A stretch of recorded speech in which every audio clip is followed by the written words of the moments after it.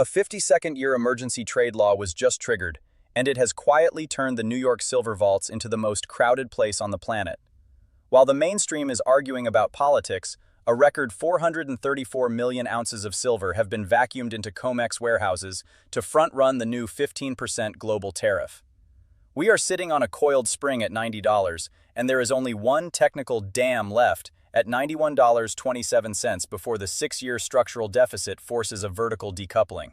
If you think this is just another price spike, you're missing the math of a 67 million ounce supply hole that cannot be filled by a paper contract. Today, we are breaking down why the Section 122 trap has already been sprung, and why $95 is just the first stop on a very violent ride. Today is Thursday, February 26th, New York time. The Section 122 tariffs went live just 48 hours ago, and the fallout is already visible on the tape. Silver is fighting for that $90 handle as we speak. Drop your date and city in the comments below. I need to see who's watching this supply crunch in real time. If you value this level of research, hit subscribe and comment George Williams. It keeps this channel independent. Now let's get into it, because today's silver setup is one of the most important ones I have covered this year. As of this morning, silver is trading right in the $89.70 to $90 range. It looks quiet on the surface, but do not let that fool you. Just days ago, silver ripped 4% higher in a single session and punched its way to a 3-week high of $91 per troy ounce. When a metal moves 4% in one day, that is not noise, that is a signal. And right now, silver is catching its breath, consolidating, as traders say, right below a level that could trigger the next major leg of this move. That level is $91.27. Now I know that sounds like a random number, so let me explain why it matters. In technical analysis, which is just the study of price charts and historical price behavior, certain price levels act like ceilings. The market approaches them, gets rejected, and falls back. But when the market finally has enough buying pressure to break through that ceiling convincingly, it tends to move fast toward the next major level. Think of it like a dam holding back water. While the dam holds, everything looks calm. The moment it breaks, the water rushes through. $91.27 is that dam for silver right now. And on the other side of it, analysts are pointing to $95.23 as the next major target. That is not a guess. It is where the next significant cluster of historical price resistance sits, based on silver's chart going back 18 months. A clean break above $91.27 would put $95 not just in sight, but in reach within days, not weeks. So what is driving this? Why is silver pushing this hard right now? There are 3 stories happening simultaneously, and when you understand all 3, the picture becomes very clear. The first story is what I am calling the tariff squeeze. On February 24, 2026, just 48 hours ago, the Trump administration activated a 15% across-the-board tariff on most imported goods under Section 122 of the Trade Act of 1974. Now, Section 122 is a rarely used emergency trade provision that allows the president to impose temporary tariffs for balance of payments reasons. The maximum allowed under this law is 15%, and the administration went straight to the ceiling. The moment this tariff became real, and actually before it became real because markets anticipate, dealers, banks, and institutions that trade silver internationally began doing something very specific. They started rushing physical silver into COMEX-linked warehouses right here in New York. COMEX, for those who are new here, is the primary exchange in the United States where precious metals futures are traded. It is essentially the central hub of the U.S. silver market. Here is the number that should make you stop and think. Approximately 434 million ounces of silver are now sitting in COMEX-linked warehouses in New York. That is an enormous stockpile. And the reason it grew so fast is simple. If you are a dealer or institution that imports silver and you believe a 15% tariff is coming, you want your metal on U.S. soil before that tariff kicks in. Because once it does, every ounce you bring in costs 15% more. So you rush everything you can through the door before it closes. What does that mean for the rest of the world? It means silver that would normally be available in London, Zurich, Hong Kong, and Singapore has been pulled toward New York. It means global supply outside the U.S. is tighter than it was 2 weeks ago. And tighter supply with the same level of demand means one thing: upward pressure on price. The tariff that was supposedly about trade balance has accidentally, or maybe not so accidentally, created a supply squeeze in the global silver market. That brings us to the second story, and this one has been building for 6 years. The silver market has been running a structural supply deficit every single year since 2020. A deficit simply means that the world is consuming more silver than it is producing. Think of it like your bank account. If you spend more than you earn every month, eventually your savings run out. The silver market has been spending more than it earns for 6 consecutive years, and 2026 is expected to make it 7. The number analysts are focused on for this year is 67 million ounces. That is the projected deficit, 67 million more ounces consumed than mined and recycled. Now, 67 million ounces sounds abstract, so let me put it in perspective.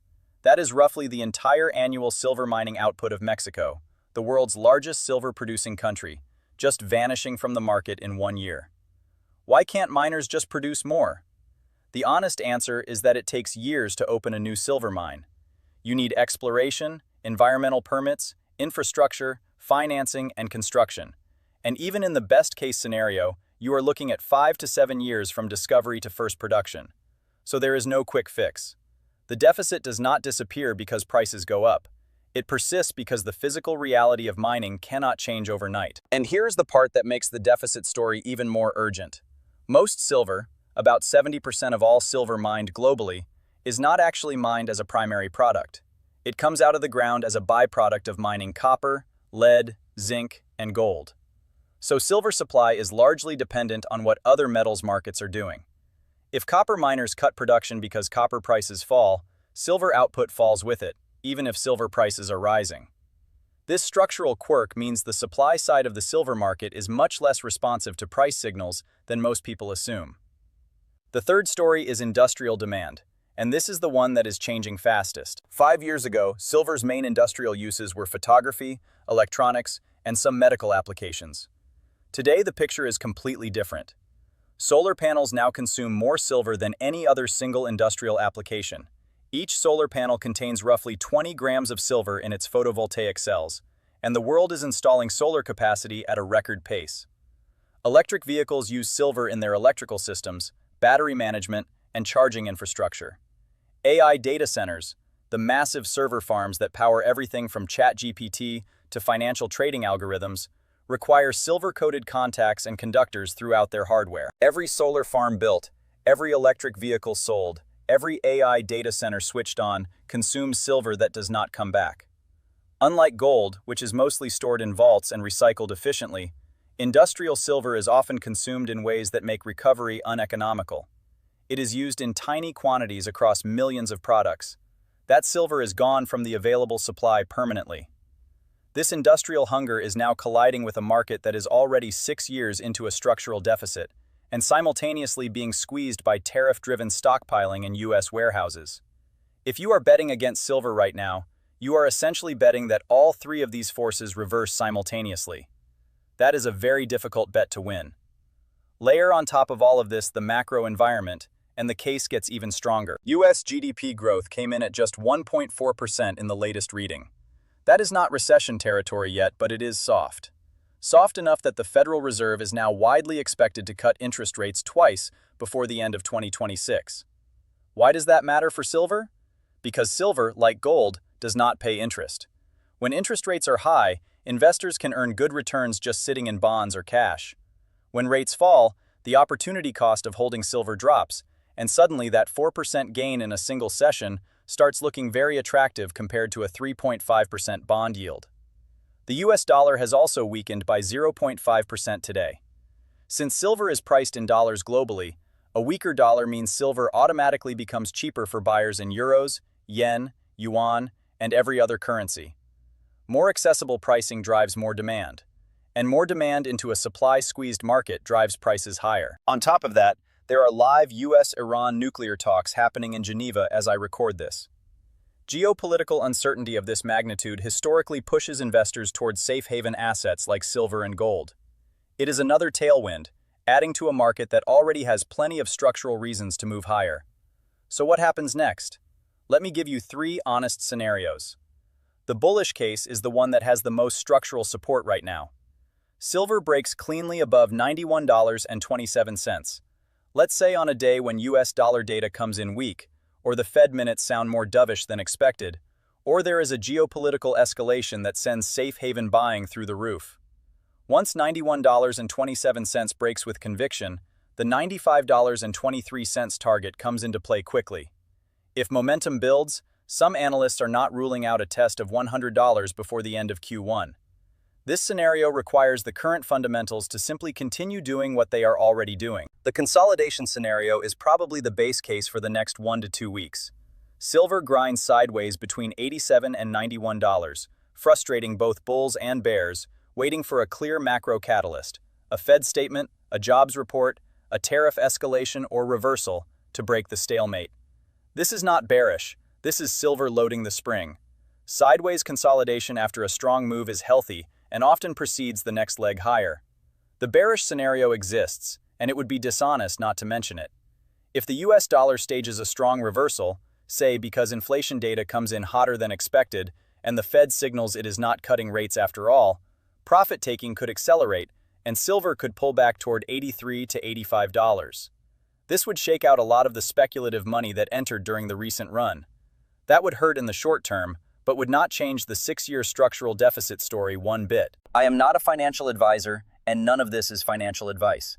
These are 3 possible outcomes based on current data, and only you can decide what to do with your own money. Please do your own research. Here is what I want you to take away from this video. What is happening in silver right now is not a random price spike. It is not speculation by a few Reddit traders. It is the convergence of 6 years of structural supply deficits, an industrial demand revolution powered by solar, EVs, and AI, a geopolitical and tariff environment that is pulling physical metal into US vaults at an unprecedented rate, and a macro backdrop where rate cuts and a weakening dollar are removing the last excuses not to hold silver. The mainstream market is just now beginning to recognize a story that the data has been telling for years. The question is not whether silver belongs at these prices. The question is whether you understood why before the next move happens. If this breakdown gave you clarity and you are not subscribed yet, now is the time. Hit subscribe, drop George Williams in the comments. It tells me you made it to the end, and it genuinely moves this channel forward. And stay tuned. The next video is going to expose exactly what the big banks are doing with their silver positions right now. You are going to want to see that one.